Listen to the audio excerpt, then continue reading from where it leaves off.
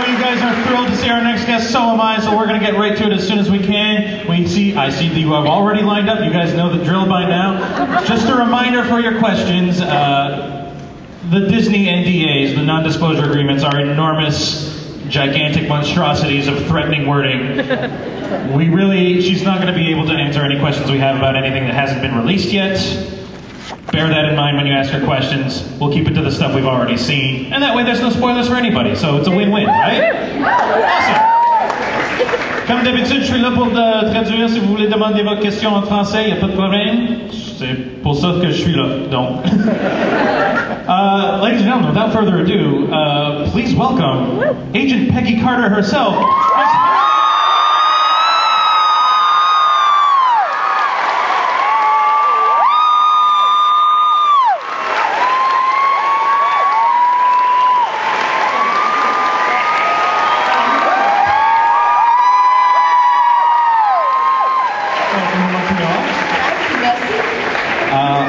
I have been following you on Twitter because yours is one of the funniest Twitter feeds I follow.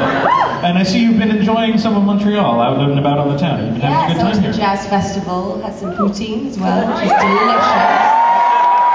I believe the tweet mentioned it was your first poutine. My first. The first. How did you like it? It was, I will never forget it. No one ever does. I wanted to start by saying that I feel Agent Carter is not only a fantastic show, but I think it's a really important show to have on television now.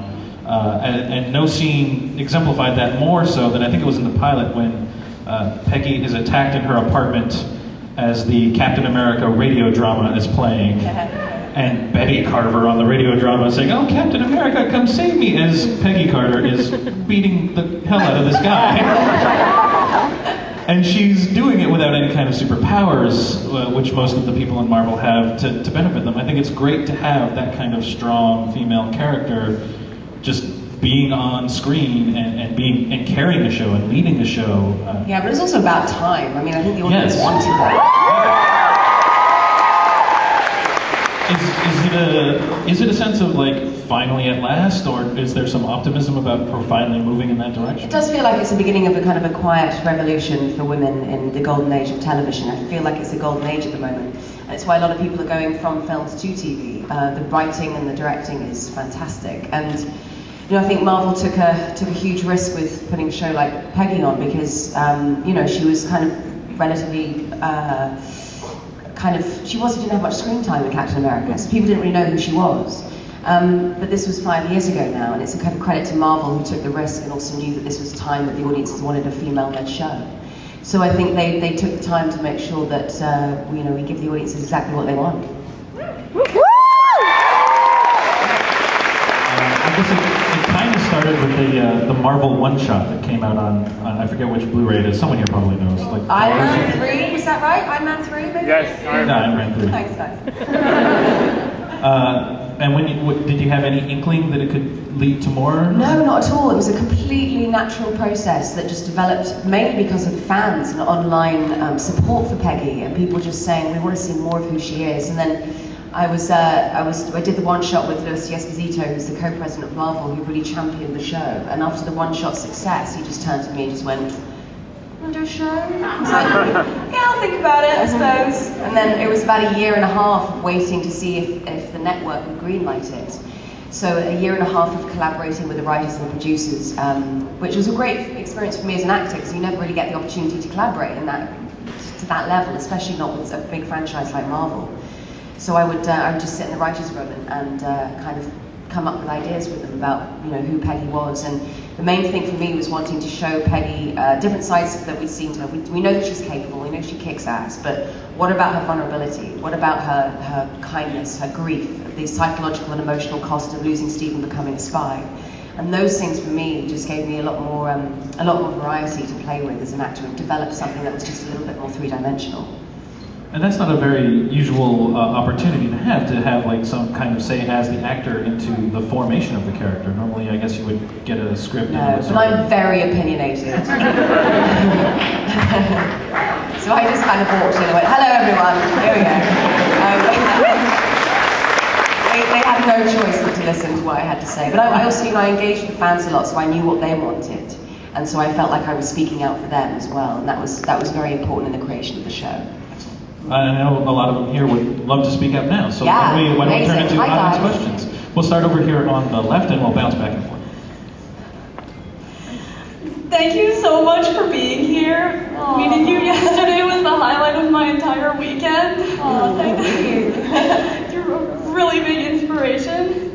And this might be a weird question, but how many pairs of socks do you own? Can you describe your favorite pair? What? Oh my goodness, that's the strangest question I've ever been asked.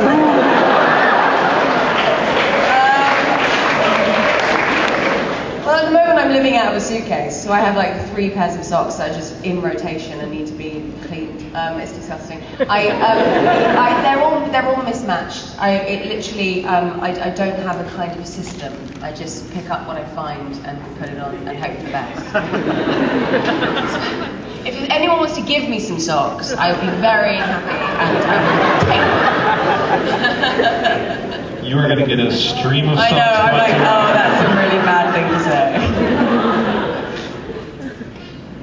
Thank you. You're welcome.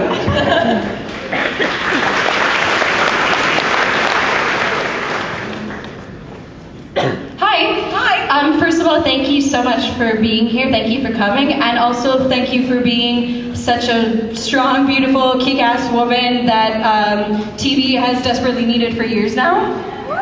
So my question is, who is the better kisser, Chris Evans or Eddie Redmayne?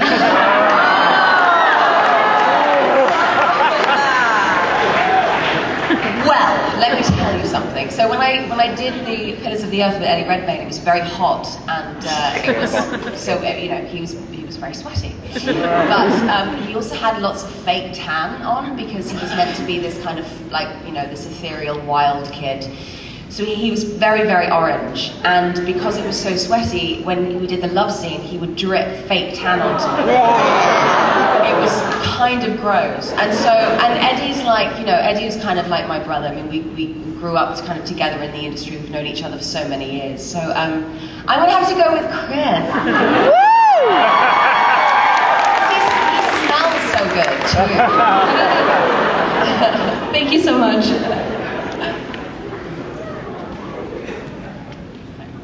Hi, sorry I wrote my question down because I was nervous to ask it. Had your show been set in present day, how much of a difference would the dynamic between your character and the other agents? Well, it's an interesting question because I don't know. I think obviously a lot has changed, but we're still nowhere near being kind of well represented in the media as women, and also we talk about the wage gap, for example. There's still a lot that we need to fight for in the kind of feminist movement. But I think sexism and it comes in many different disguises, and I think nowadays it's become a lot more sophisticated, so it's harder to try and kind of discover and find out and expose for what it is. But I feel very lucky that I grew up with parents that they were more interested in telling me that I was smart and strong than that I was pretty.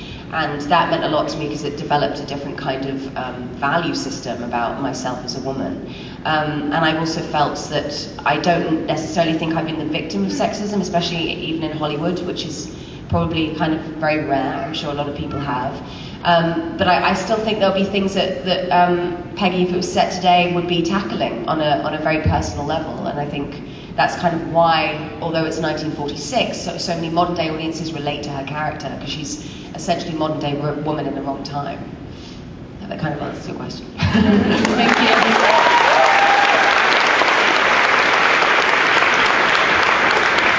Hi, Hayley. Hello. It's wonderful to see you up there. Thank you so much for coming. So my question is that, Peggy Carter is just such an empowering character, and you've described her as being able to do everything that Captain America does, but backwards and in high heels. That's a Ginger Rogers quote. Yes, I didn't come up with that. But yeah, but you applied it to Peggy, which yeah. I thought was really great, because she does keep up with them, and she's also not enhanced with the serum, so it's kind of an inspiration for us, ordinary women. And so I wanted to know if the character of Peggy has inspired you at all in your life. Oh yeah, I mean it's hard not to play a character like Peggy who is so kind of bold and not have elements or qualities of her rubbing off on me in my personal life, which has been wonderful. I think, I see her as very resourceful and determined and someone who uses what she has. She fights dirty, but that's because she's not trained in martial arts or anything. She doesn't have any superpowers, so she has to rely on her wit, her intelligence, what's directly in front of her, whether it's using a refrigerator door to protect herself or smashing someone in the face with a stapler. She uses what she's got, and I think that's kind of, she's also someone who's physically, she's very instinctive. She lives in the moment and just fights her way as best she can. And I think playing her, playing television where there is no time to rehearse, and you have very little time to actually do the shots, you've just got to get them done because there's so much to get through during the day. That it's very thrilling for me as an actor because it means that I live in the present moment, and it means that I'm constantly on the edge of challenging myself and taking risks and scaring myself. And I think there's something that courage, I think, can be defined by when we're in the face of some kind of adversity or struggle. That's when we need the courage, and that defines who you are as a person. I think that's very telling of who you are when you have moments of difficulty. And so I think Peggy, for me, has been someone who kind of inspires me to just carry on and to kind of fight the good fight and not really care what people think of her, because she, like she says in the show, she knows her own value. Thank you so much.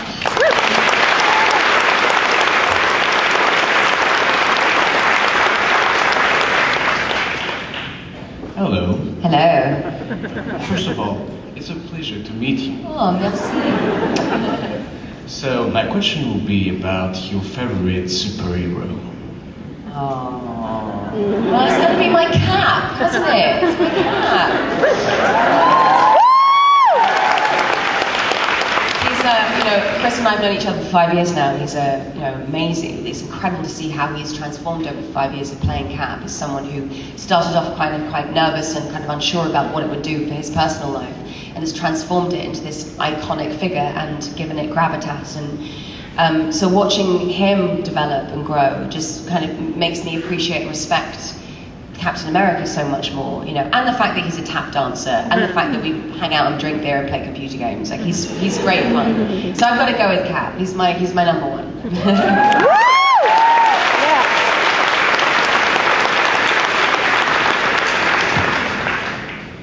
Hi, and welcome to Montreal. hello, hi. As you can see, Montreal is both American and European. Yes. And you are two of both culture. Yeah. Does it help you as an actress to understand your characters and the character of your other acting partners? You mean being both British and American? Yeah, I think they enhance the other. Like I understand who I am as an English person more when I'm in America, because those qualities stand out. Like it's very clear the differences when you're in America to how we are in Europe. And I think if anything, it's kind of it's made me feel quite open-minded, quite cosmopolitan, quite kind of a citizen of the world, I suppose, as opposed to being too defined by my identity of the country that I was born into. But it's been great. I get to travel to the States and meet lots of different people that I wouldn't have the chance to if I didn't have the means to do it. And it's been everyone has a story to tell, and every culture has and every country has its own story and its own identity, and it's very much ingrained into who I am. So yeah, it's wonderful. Okay. Thank you. Thank you.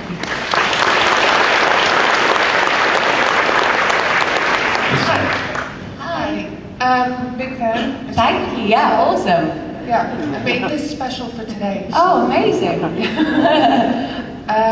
So I was just wondering,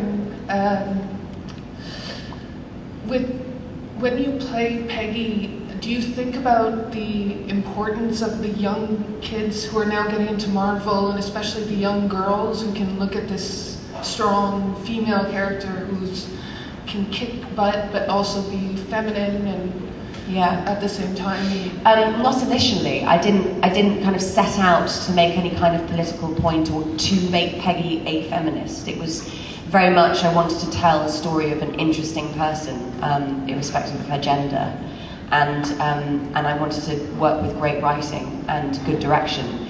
But what's been amazing is traveling the world in these conventions and meeting young girls and young guys as well who have just gone, you know, because of Peggy I know my value. And I was in the Middle East, and this woman came up to me with just tears in her eyes, and she said, "Can you write on my picture that women can be heroes too?"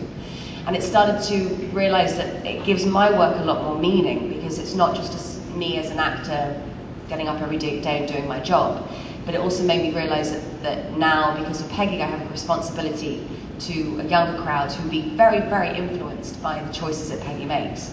And I don't find that a negative pressure. I find it truly humbling that you can play someone that will positively impact the people that are watching her. And it's, you know, I played another character in Cinderella, and she says, have courage and be kind. And, you know, just to be able to say those words and to know that an audience of people are going to take that into their hearts it gives my work so much more meaning and so much more value. Thank you. Thank you. As you've traveled and learned about that sort of influence, has it changed the way you approach the show or the role at all? Yeah, it's made me want to engage with fans more to find out what they want for the second season. I know there was some criticism that they didn't feel there was enough diversity in the first one, so it's meant that I've sat with the writers and just discussed ways that we can have more diversity so that people feel represented. And that's thrilling for me, because again, it's about collaboration and making the show the best it can be for the fans, and to not only give them what they want but exceed their expectations. It's fantastic.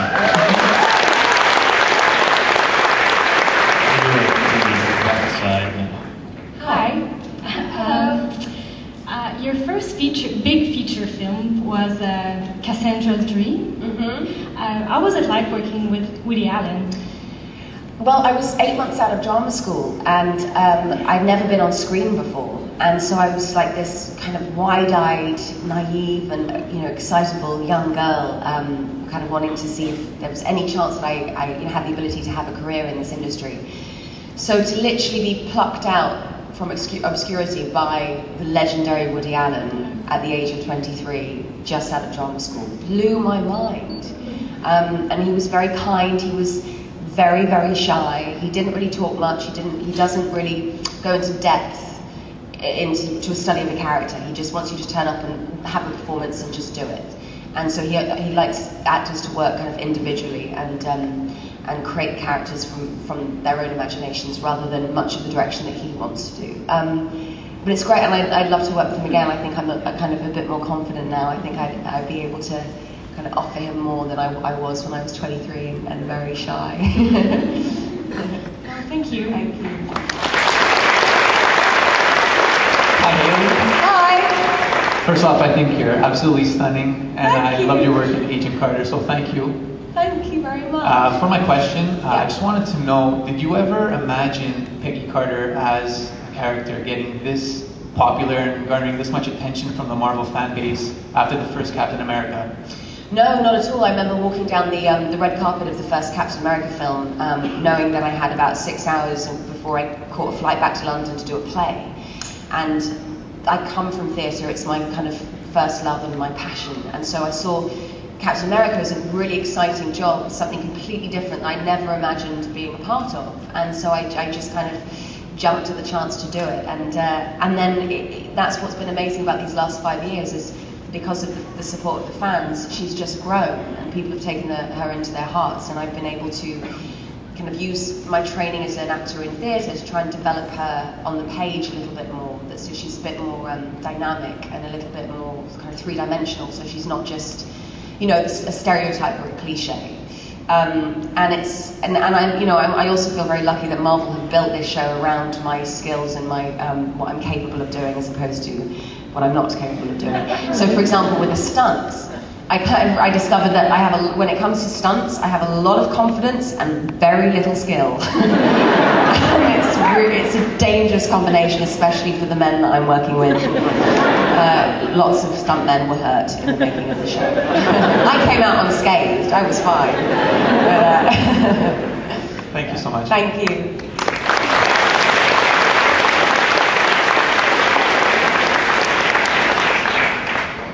I want to say congratulations on season 2. Thank We're all you. waiting very impatiently. So I wanted to ask, Peggy starting season 1 started very alone. Yeah. And how did she feel, or how did you feel playing her, having both Angie and Jarvis, the relationships there kind of thrust on her, whether or not she wanted them or not? That's a great question. Yeah, she's alone and she's also grieving for Steve, and she's very isolated. And Howard is probably the only one that connects her to her past and connects her to Captain America. So there's a kindred spirit there. But then you have someone like Angie, who is this wonderful, wide-eyed, funny, sweet, bright girl who just wants to be a friend. And Peggy learns very early on, when she loses her first roommate, Colleen, that anyone that gets close to Peggy, if she lets them in, are in danger. So she can't confide in anyone. So it's it's another way that she's very isolated. And then throw in the fact that she's a double spy, and she's really got problems, you know. And then you have someone like Jarvis, and I think what's really interesting about the whole banter between her and Jarvis, it's kind of like psychological warfare. It's like a game of mental chess, where he's trying so hard to be useful to her, and she just knows she doesn't need him. And he's kind of getting in the way. You know, and I think that's quite, but also there's this that beautiful moment, I can't remember early on in the episodes, where he's kind of attending to a wound. I think she's got on a leg, and he just says, you know, you have to be able to let people in, and you kind of realize that's what's great about the character of Peggy. She's very complicated, and she's very difficult in the sense that because of her past experiences, it's very hard for her to let people in, and it's too risky for her emotionally. So here we have someone who seems so capable and so strong and in control of her life, but there's a huge cost to that, and that's the beginning of her vulnerability. And that was for me as an actor, that's when the show got fun for me. So, you know, I got to get my teeth into something. But it's Jarvis that brings that out in her. And I think, you know, over time you know, she learns to trust Angie, because Angie looks out for her and kind of lies for her to save her. But I think also that now that by the time that we finish the end of the first season, she's in a much better place, because she's letting go of Steve, and she knows her place with Jarvis. She's living with Angie. Angie knows who she is. She's a lot more open to those relationships. So I think season 2 is going to be a lot happier for her. She's definitely going to have more friendships, that's for sure. Fantastic.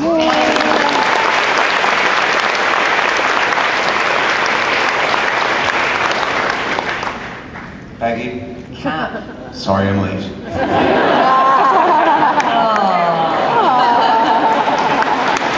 I'm not sure if you still want to dance, but I do have a question. Absolutely. I do have a question. I had a question before, but then you enticed me with some of your other answers. Okay. What are these computer games you play? Really? You want to know? It's this thing called Witch's Brew, and it's on the iPad, and it's really, really dumb, but it's a game of competition and speed. So it doesn't take any kind of mental mind power at all, other than just the two of us going, no, get up, and just kind of screaming really loudly, and it's really dumb. But we're both very competitive, and we both think that, I think I'm better at the game than he does, and he thinks he's better than I am, but I mean, I'm so much better than him. Let's establish that right now. And I'm so pleased he's not here to challenge that. How I have all the power. I mean, there's a lot of dead time on set where you're not doing anything, and so you have to pass the time and find things to amuse yourselves.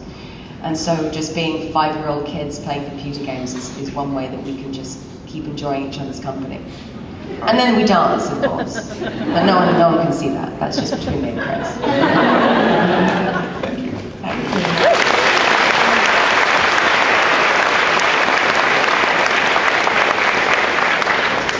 Hi, Hayley. Hi. Thank you so much for gracing us with your presence. It's so amazing to see you out there. Anyway, so my question is about what did you like the most doing, like the Captain America films or the Agent Carter TV series? the experience of the first Captain America was huge and overwhelming for me, and it was very different to anything I'd done before, and just the scale of it.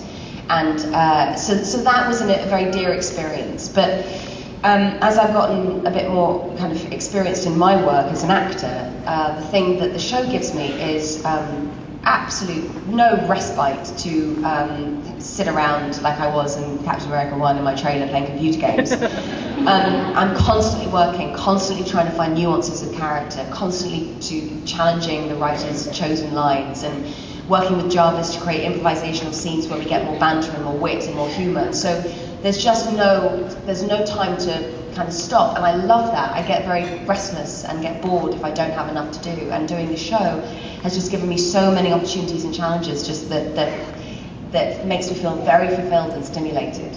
And then also the impact that the show seems to have on young people that I've met has given like it gives the role of Peggy so much more weight and gravitas. So I respect her now more in the series than I did initially when I first discovered her. Thank you so much. Thank you.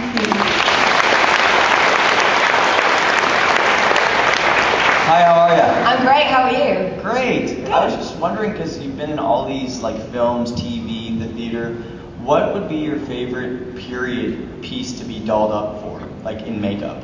Oh gosh. You're welcome. I've been in so many corsets in my career that I would be happy if I never saw a corset again. I'd like to try catsuit. I'm really envious of Scarlett Johansson's outfit as Black Widow. I want to get one of those. And it's probably not anyone more comfortable than a corset is, to be honest. But I love that, and I think that's what's going to be great about season 2 is because it's set in Hollywood in 1947. It's going to be kind of, in my mind anyway, very LA Confidential, very film noir, this kind of dark glamour. And so there'll be, I think, and there's also the sunshine. So she'll be in, during the day, I think she'll be in much more beautiful, elegant 1940s kind of lighter clothes, less of a uniform and more of kind of the relaxed Californian dream. But by night, you know, she's frequenting dive bars and drinking whiskey and is wearing incredible gowns that kind of highlight the glamour of that time. And that's really exciting. You know, so much of the character of Peggy when I first started was informed by her look. And that helps the posture, my posture, helps the way I breathe, the way I sit, helps my gestures. You know, it's a testament to Gigi Melton, our costume designer, who created such a specific look that defined, you know, the red hat and the blue jacket, the blue coat, which looks like Paddington Bear to me. I don't know if you know that. But in a really elegant way. Yeah, I mean that's the fun of it. You know, as an actor, you get to dress up. That's what you do for a living. You never stop playing. So clothes are a great way of exploring a character and having fun, really. Well, thank you very much. Thank you.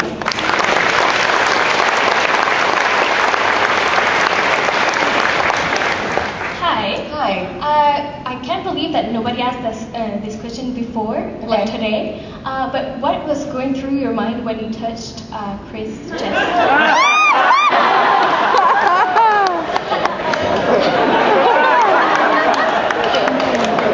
Oh God. Well.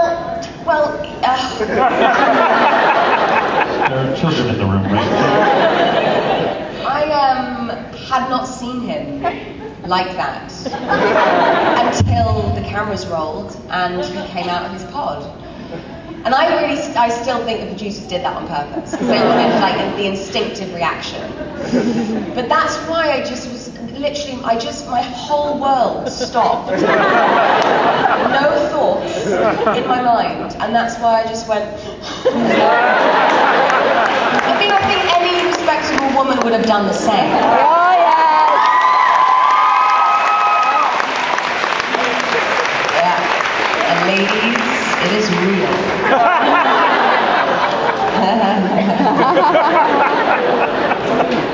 I'd have probably reached out and grabbed his chest too. Fair enough, absolutely. Thank you. That was your question. Hi. My question is more a little bit about how you tap into this rage that Peggy has in the beginning of the series with regards to how she deals with her coworkers. I think I probably related to being younger and being kind of insecure, not really knowing who I was yet, and feeling that I didn't know how to express myself. And I'd look around, and if I would sense injustice, I was bullied at school as a kid, and I still think about, God, I wish I would have had the strength to have known how to stand up for myself. And so I was kind of angry at myself that I didn't have the tools back then that I do have now. So, I think every person has their hardships and their struggles and their stories, no matter what their background, their situation, or their privilege is. Everyone has those moments, and I think as an actor, it's very cathartic to tap into. We call it, when you learn it at drama school, it's called emotional memory. And you're asked to go to kind of deep, dark places in your psyche of memories of places where you felt kind of an injustice to yourself, or if you felt a rage, and we have it even when, if you're really little and your parents won't let you do what you want to do. The rage that children have when they don't get what they want is something that tells me that anger is a natural emotional natural emotion for human beings to express and to get into contact with. And that's the great thing about being an actor, is that there's a safe environment for you to have the ability to express emotions without any consequences, because you're in the safety of telling a story and no one's going to think you're crazy. So it's just very liberating. But and I do that a lot. I just have a memory bank that I can store up and use for my work, and it's very cathartic, very therapeutic. Thank you. Thank you.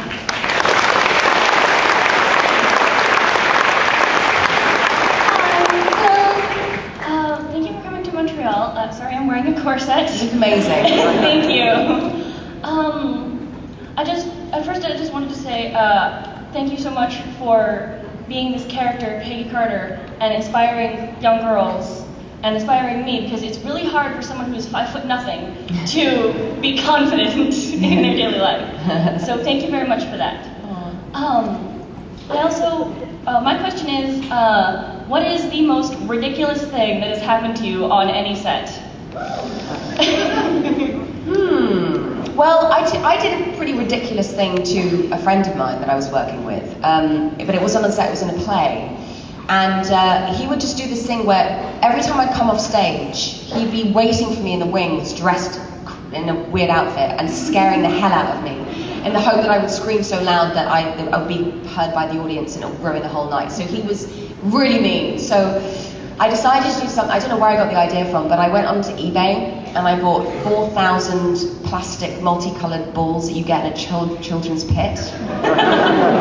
And I just put 4,000 balls in his dressing room. It took me like a whole Saturday morning. I obviously had no life, but I was obsessed with it, and I put them in his costume, in his underpants, in drawers, in his sink, in his wardrobe. And they literally, when he walked in, the balls came up to about there. And he opened up the dressing room door, and I was kind of hiding behind down the corridor, and you just hear, "Hayley!" And these just balls flooding out into the ocean. And that's great. And I kind of just went, oh God, this is fun, right? Okay. So that was the beginning of, I think, pranks. We pranked a lot on the show, and I've got to up my game for the second season. And I think Dominic owes me. He's going to get me back. I think it's his turn, so I'm kind of really worried about what he's going to do. And also I post it on Twitter and Instagram, like jumping out at James Darcy, and Chris and I jump out at each other all the time. It's great. It definitely entertains us, and that stops us from getting bored. Yeah. Thank you so much. Enjoy Montreal. Thank you. I can only imagine how it feels to know that Howard Stark owes you a prank. I know, he's the worst. He's very naughty. One question. Hi. I just wanted to say that I'm here because of my friend. She can't be here today. She's one of your biggest fans. All she talks is Agent Carter. I just wanted to ask, can you describe your first day on the set? How was it? Your feelings? Were you scared? Your emotions? Oh wow, I keep a diary. I've kept diaries since I was 7, so there's probably a couple of entries from the diary from the night before of just sheer terror of going, I don't want to overplay it, I don't want to underplay it. Who is Peggy? Who am I? What's my name? Oh my god, I fucking love it. And then at the same time being so excited, and I couldn't sleep, and I woke up at 4 in the morning, got myself a coffee, got in the car, and then there was a really magical moment where the sun was coming up as I was arriving into the Disney studios in Hollywood with palm trees and sunshine, and it was stepping onto my own show. And it was like I just felt it was the most magical time of my career. And I felt so, in that moment, so much gratitude that I got to that position, that any fear I had that I couldn't do the job started to kind of subside, because I just thought, you know, I could transform my fear into one of power and courage and bravery. And I also feel like that's what Peggy would do. So I kind of owed it to Peggy to get outside of my own fear and kind of go beyond that. And that's when life gets exciting, is when you throw yourself into the deep end, despite your fear, and you do it anyway. And so I remember that first day the first day was all about overcoming fear and being able to then relax and enjoy myself and make sure that everyone on set could be in a relaxed environment as well. Because when you're leading a show, as an actor, you set the tone, you set the atmosphere, you have such an impact on how everyone else feels on set, because there's so much attention on you, that it's a responsibility to make everyone else on set feel that they're in a good environment they actually want to work in. And you know, that was my whole thing. I just set the intention of going, despite my fear of whether or not we're going to pull this off, I want everyone on this set to come away feeling like they've had a good time. And I think that's kind of helped me overcome it. Yeah. Thank you very much.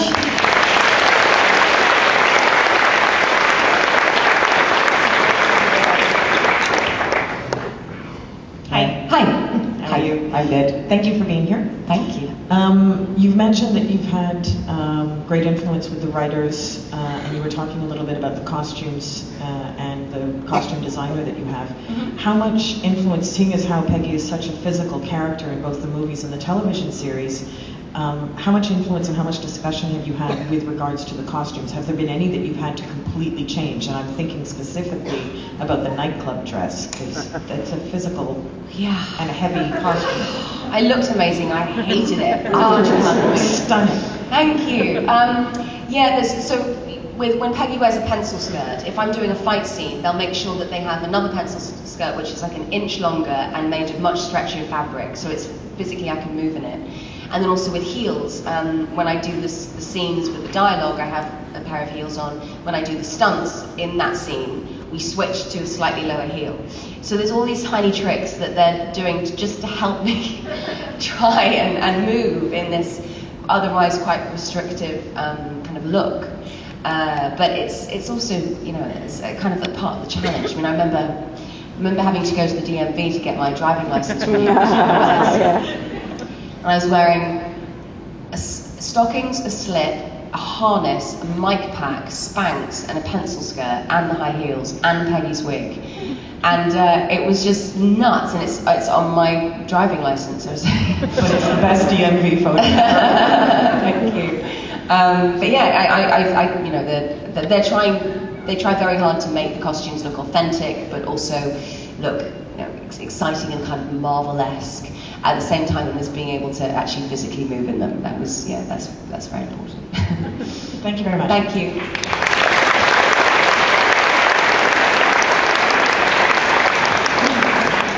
I think they're going back and forth because sometimes they have to lower the mic. Oh, I see. Okay, that's what it is. Okay, like I'm playing tennis with my eyes. At the same time that I was watching James D'Arcy as Jarvis on Agent Carter, I was watching him doing an incredibly different role on Broadchurch. Broadchurch, I know, it's so creepy. Yeah, it was great because I go back and forth between the two series, and sometimes I didn't even think about it being the same person. So different. Yeah. Is there any role that you would love to take on that would be an incredible contrast to Peggy?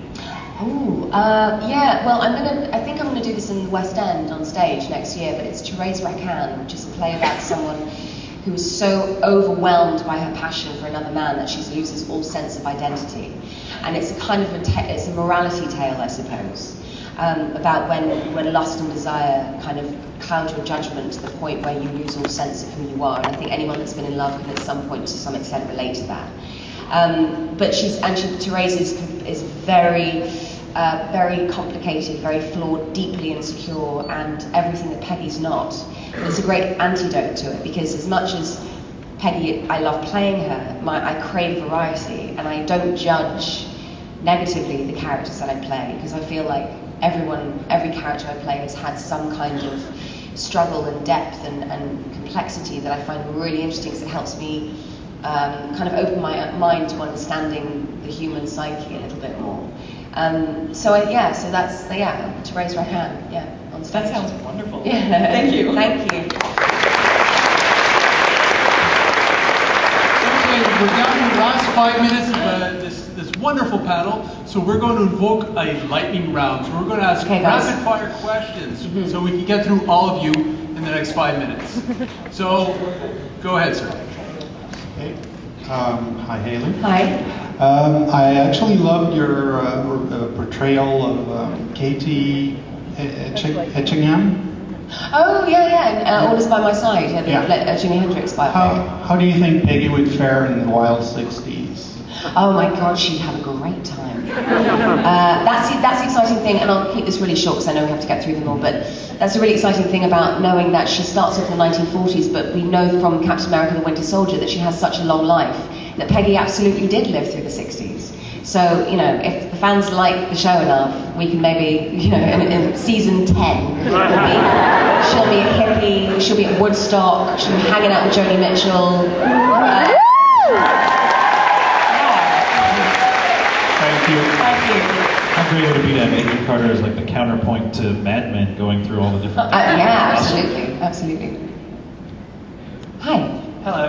Hello. Yes, my mustache. Nice touch. So I'll try to be quick because because my granny served during World War II in the UK. I just wanted to know, did you felt during the Captain America movie, did you felt really that it was authentic, that you were living through that period? Yeah, absolutely. I read a couple of books about female spies, mainly in World War I, and it was very insightful because that women were active, and more active than I think we maybe realise. And it was also kind of, so I wanted to do justice to the women who had fought and the women that were on the front line and other female spies that were so brilliant at what they did and to go uncredited. Well, thank you very much. Thank you. Hi.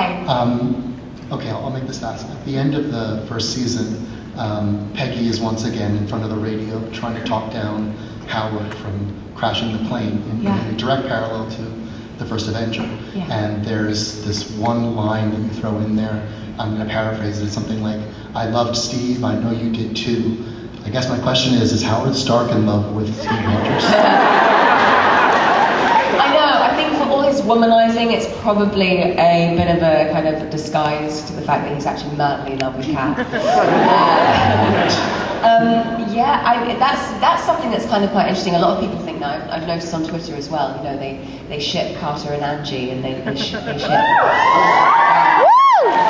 Howard and Steve. Absolutely. I will go and ask Dominic and see what he thinks about that. We're down to 2 minutes. Hi. I share my last name with Agent Carter, and I just want to thank you for bringing her to life on screen. She's my hero. I just wanted to know, have you ever stepped back into the third person and thought, oh my God, I'm in these big blockbuster movies?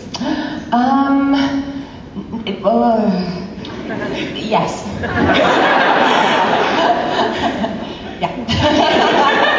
Thank you. Hi. Favorite character flaws or weaknesses of Peggy, since we hear so much about her strengths? I think the fact she makes. I think the fact that she isolates herself from other people because she's terrified of intimacy. I think that's kind of her biggest weakness, her biggest trigger point.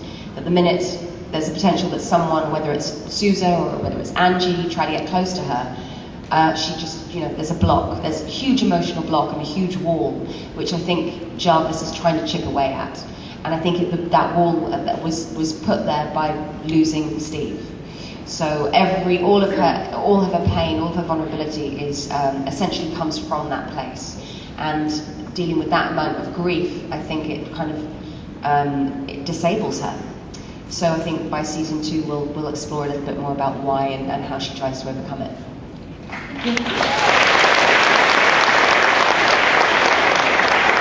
Hi, welcome to Montreal. My first question would be this: as an actress, eventually, would you like producing or directing either a play or an episode or a movie? Is it in your future? Yeah. Second question: what would be your dream role? And my friend Steve says hello, by the way. Okay, He's not hi here Steve. Hi Steve. I would love to. I mean, if the directors or the producers of the show came to me and said, "Do you want to direct an episode?" I'd go, of course I have to now because you've asked me. Because if anyone challenges me to do something, no matter how much I don't want to do it, I have to do it.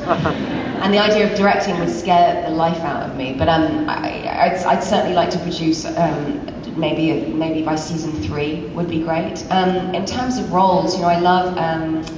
I always go back to kind of plays. Really, I love Hermione in The Winter's Tale, and I'd love to play that on stage one day.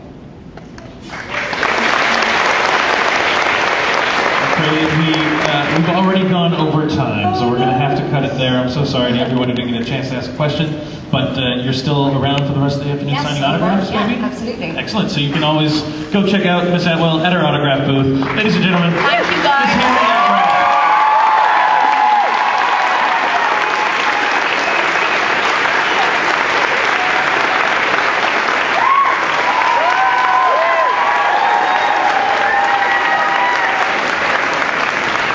You guys know the drill. We got a lot more con going on. Enjoy the rest of your day, but we do need to clear the room for the next panel. Thank you so much.